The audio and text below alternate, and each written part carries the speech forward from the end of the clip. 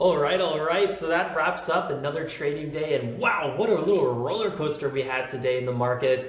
There was a few good small caps just ripping all over the place. XRF was really the one that had basically all of my attention, and I'm not really sure if that was for the best. Although I gotta say, XRF for the first maybe 15-30 minutes really performed nicely, but after that it was kind of dead, and you can see it on the chart behind me. It's still totally selling off, so I don't know how much life it has left in it. Who knows, maybe it's going to have an afternoon rally, but in the morning, definitely getting aggressive early on was the right decision. Unfortunately, my first breakout trade was actually a fake out, so I took a loss on that one. My second trade was the same trade at a different time, like 3 minutes later, and this one worked. This was the big winner on the day, and that for me made a red to green day for me.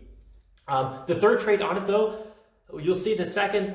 I don't know if I should have ever done it. I mean, it was an okay setup. We're going to review it a lot more, but I'm going to also review different stocks that were top 5 category gappers that had much better setups. So I'm thinking, next time I got to be a little bit more, I have to trade the best setup. I got to trade the most obvious setup because I only have 3 trades a day based on how I'm allocating the small account, cash account. And yeah, I got to focus on trading the best stuff. So today I want to be focused on, figuring out what those best setups were. And a lot of them we called out pre-market on the stream. If you guys were there, you probably remember it. A lot of the things we called out pre-market happened perfectly, which is always kind of annoying. It's like, I called that out and somehow I didn't trade it or I lost money on it. That's always like the worst thing that could happen. Whatever. Okay, let's dive into the charts now, guys. Don't forget to hit the like button if you enjoy the content. The stream today was just absolutely super full. A lot of good lessons there as well. So if you're new and you want to learn more about trading, don't forget to join the upcoming live stream. We go live every morning at 9:15 a.m. to first review the watch list and then trade the market open. So definitely go ahead, subscribe, hit that bell icon so you get notified when we go live. Let's dive into the trade recap now. Hi ho, off to work we go, guys. Let's get into the recap video.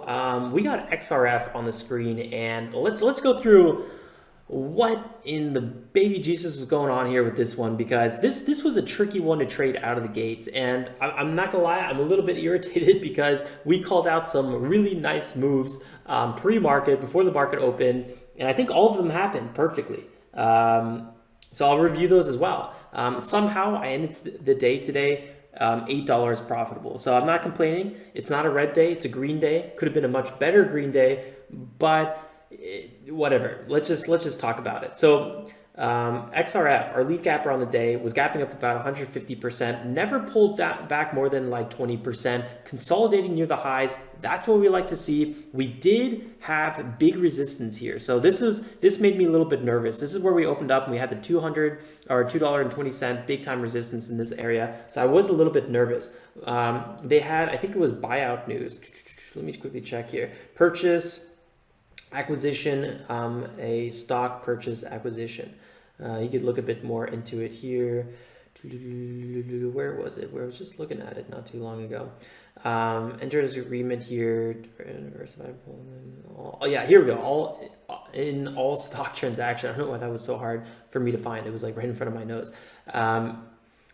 Yeah, so it did have a catalyst. I didn't know how strong that catalyst was going to be, but obviously it was 150% worth pre-market. So that's definitely something to consider. But I would say one of the biggest things that I thought was, the driving factor behind this is the fact that the float was under $1 million. The shares outstanding alone, you can see them here, is $700,000, $657,000. So that's a tiny float. With a catalyst, small cap between $2 and $7, I mean, the explosive potential of XRF was just out of the world. We've had a lot of failed spikes to the upside, and you can see that a lot of these failed spikes to the upside get rejected around the 180-day moving average. So I was a little bit weary of that fact alone. So I knew I wanted to be a little bit careful with XRF. Why is that so hard for me to say? But once we broke above the kind of $2.27 area. Sorry guys, I'm talking too fast. Let me take a quick sip of tea. Okay, so I'm too excited. It was a fun trading day. Once we broke above the 227 right here, it was about a 10%, 12% maybe move, and then we had a quick pullback. And this is when I did my first trade. I got a little, it was kind of annoying. So I was waiting 1 candle, 2 candle. This is a 5-minute breakout. Big time, big move on lead gapper on the day. I mean, $110 million volume, while the second top small cap only had $38 million volume. So this thing, XRF is trading 3 times as much as the second biggest lead gapper. It's also had the highest percentage winner. So, you know, a lot of attention here. So I was expecting this one to be a little bit more aggressive here. And it looks like a lot of other people were too, because this one spiked up here, 7% move. I was like, okay, this, you know, we broke above the former candle. I'm going to go ahead and get aggressive. I moved my limit order up here, trying to get this breakout entry, looking for a continuation, maybe past a break past the high of VWAP. But we didn't get it. It was a fake out. And then I closed out here, took a small loss, 13 cents per share, which isn't the worst, but you know, kind of getting close to my max or ideal stop loss around 5%. So I kind of got out of this one. And then it didn't break down. I was thinking, okay, we might see $2 again here. So I was just kind of waiting. I was waiting. And then boom, second attempt right here. And this is when I was like, this is looking pretty good. We had a nice little move higher here, went all the way to 44, was a little bit conservative on my entry, was waiting for a pullback here, didn't think we would get a super big pullback, which we didn't, basically got my execution, and then we ripped on 13%. I was taking profits along the way, sold a little bit too soon, so this winner wasn't really you know, that crazy. It was enough to cover this loss, so I was back on green on the day, so this was kind of nice. I didn't trade any of this, moved to the upside here.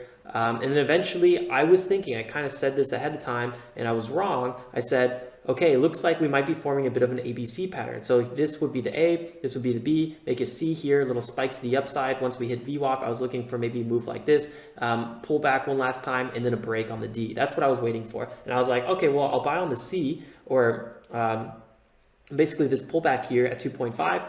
And then I'll probably take some profits here at 279, wait for a pullback, and then see if we can do a continuation. So that was totally wrong. I was totally wrong about that one, which was a bit unfortunate. I ended up basically buying a backside dip when I didn't really want to be buying a backside dip. Because if I wanted to do that, then I would have not bought above VWAP. I would have waited for a crack below VWAP, either buying here, taking profits quickly, or buying here, taking profits quickly, which would have been a profitable trade and probably the better way to trade this one because there was big support at 2.26, 2.27. I mean, go figure. This is the big breakout area, multi-month support and resistance. So kind of annoying that I messed that up. So I had 2 losers today and 1 winner. The winner was bigger than the losers, and you know, that's another reason we're able to become consistently profitable, because you know, we cut our losses quickly and we let the winners ideally run a little bit longer. This time I didn't let the winner run that long, but I mean, that's the essence of a profitable trading strategy. One more way I could have maybe traded XRF, which would have been, I think, a good idea, is right here at 210. We make a move higher and we have a quick little pullback here. And so buying at about 211 on this pullback would have been kind of good. We had a nice little 5% move, and then we continued the breakout here for a full 15%. Actually, from the open of this candle to like the close of this one, that was a 24% move. It was choppy though, and I think I would have got faked out, because if I bought at 213, let's say, it pulled back 5%, and I would have probably got stopped out on this one. So XRF, that would have been a hard open, and this would have been tricky. This would have really been kind of rolling the dice for me, so I didn't trade this one. Although, you know, part of me kind of wanted to get on this one. Maybe waiting for the $2 to hold and then bouncing back up and then buying a pullback here at 213 or something like that would have been a good decision. That would have been maybe a better way to trade XRF. Otherwise, I mean, we had some interesting movers. Let's see. Let's just kind of go through the list quickly here. Here's on the lead gappers. IZEA. Not sure totally what the catalyst was on this one. Kind of forgot. Let me quickly go here. Today is the 6th. Don't see a catalyst. Coronavirus here on the 4th. Brand graphic intelligence. Okay, this is the tech firm, I believe. So no catalyst on the day, but we've been riding up here pretty consistently. We had a low of 0.07. Now we're getting close to $1. We hit 80 cents, so kind of a big rally. We've had kind of continuous stream of pretty decent news coming out, so that's okay. Pre-market, this thing wasn't really doing too much. It was on our scanner though a little bit. What I do want to kind of point out, 35 million shares, 24 million market cap. So that is definitely in the range. It's just sub dollar, and I typically don't look for sub dollar. But when IZEA had this just ridiculously nice move, 80% move, and then we had a pretty solid pullback here, 20%, back to the 15-minute EMA, back to VWAP. Guess what? It curls and rips here to 0.8. 35% move. In this move, we kind of called out perfectly. I just didn't trade it because I was so fixated on XRF, and I should have traded this one. I 100% should have traded this one. I'm kind of kicking myself in the butt that I didn't because well, in hindsight, it's always 20/20, but even at the time, I had a very strong feeling that that was the right trade. Something to kind of point out here is IZEA was a gap fill. We had some support bounce here. We had a pullback. We never reached this 0.8 area till today. So interesting little gap fill there on the daily. CPSH, just really quickly recap on this one. This was actually one of our lead gappers on the day. It was gapping up 100%, so really, really nice move. It was also holding this area very nicely. We had a quick pullback to 1.7, and this is what we were calling out. Oh yeah, very quickly, 8 million float. So it's south of the 10 million that we look for, and we always look for south of 50 million ideally, or at least south of 50 million float. If it's south of 10 million, it's going to be much more explosive, just like we saw today with XRF. So let's get back here. And they had good financial catalysts, so that's always good news. Not to mention, this area was some critical long-term support and resistance right here, 1.6 to 1.7. So we're pulling back to 1.75. And pre-market, we were like, there's a good chance this is going to be a red to green move. We're consolidating lower here below VWAP, but we have big time support on a top lead gapper. So what happens is we pull back 7%, and then we rip 15%, have another pullback, and then we rip another 23%. So CPSH would have been a good pick. You would have had to get aggressive quickly. This would have been, there would have been not a lot of time for sleeping. So at the second CPSH breaks back above this high here at 1.8, that would have been a buy entry.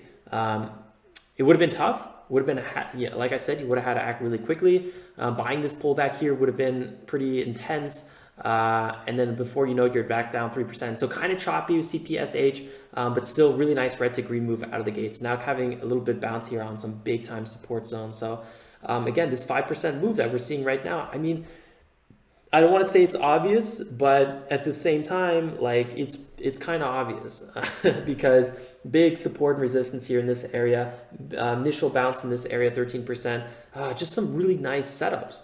So I'm a little bit disappointed that, I traded that XRF last trade. This, like, even if this was going to be what I was thinking, an ABC pattern, I don't know, I would have walked away maybe with 5, 7, 8%, and it wasn't even the best setup. So for the fact that I only had 3 trades, I think I really threw the last trade away a little bit. So I'm a little disappointed in that. What else? I don't see it anymore on my list, but DCAR was a really interesting one today. So I'm going to quickly pull it up here. Yeah, totally got slayed. Wow. Yeah, this one pulled back really aggressively. DCAR, I just want to talk about the long-term chart here. We were breaking out pre-market really nicely about, what was this, to 1.1. So there's big long-term support and resistance at $1. We were breaking out here and we pulled back to 1.1. And then boom, instantly we rip up 33% at the market open. So buying DCAR, even pre-market right here, would have been an interesting decision. I think it would have been a pretty valid decision because I had a nice run up and a healthy pullback and a continuation. This is just the first pullback. So I think it would have been totally justified. So again, that's another move that I kind of missed. The one thing I didn't like about it is the fact that there was no catalyst on DCAR, and I think this move was totally unwarranted already. But hey, after a big move like this, a lot of traders are looking at it. Everyone that missed the first run up, the first leg to the upside, what do they want to do? They want to buy the pullback and look for a second leg. And this time, I mean, it worked out picture perfect. So, that could have been a nice trade. Really quickly, one more stock that again is not showing up in my scanner. I got to check the scanner. Something was weird happening today. POAI. This was an interesting little one, 60% gap up, 8 million shares outstanding, and coronavirus news. this is one that we've traded in the past. And obviously the thing I don't like about it is the big resistance at 2. We had a gap down area here, which I never am a big fan of. Not to mention this gap did not hold at all. It sold off so aggressively. And now we have big time resistance at 2. So I had a lurk here. If we break over 2, I'll probably consider trading it. Otherwise, I don't really want to be trading it. And this is a clear example of, you know, stocks that you just want to be very weary of, because once they don't hold their highs well and there's trending below VWAP, and even trending below the 15-minute EMA, you want to be careful with something like this. This might have a nice little healthy bounce, but I don't see it returning past 1.7, I would say. So I think that's the end of the road for POAI for at least today, and probably for several more days. But we'll see what happens. Nothing's 100%.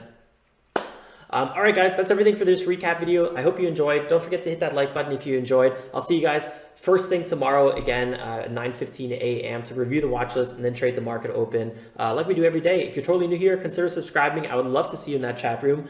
So till then, guys, like always, stay safe and make some awesome trades. Ciao, ciao.